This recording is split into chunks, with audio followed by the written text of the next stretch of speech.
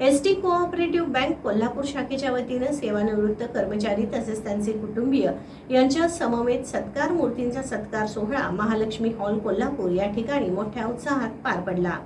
सदर कार्यक्रमाच्या अध्यक्षस्थानी माननीय विभाग नियंत्रण यशवंत कानतोंडे, एसटी कोऑपरेटिव्ह बँकेचे संचालक संजय घाटगे, एसटी कामगार अधिकारी संदीप भोसले, लेखा अधिकारी माननी तेलवेकर, विभागीय वाहतूक अधिकारी संतोष बोगरे, शिवराज जाधव तसेच के.जे. शेख, ज्योती पाटील, अमोल तांबेकर यांच्यासह बँक मॅनेजर व बँकेचा इतर स्टाफ, एसटी बँकेचे सन्माननीय सभासद मोठ्या संख्येने आपल्या कुटुंबियांसमवेत उपस्थित होते।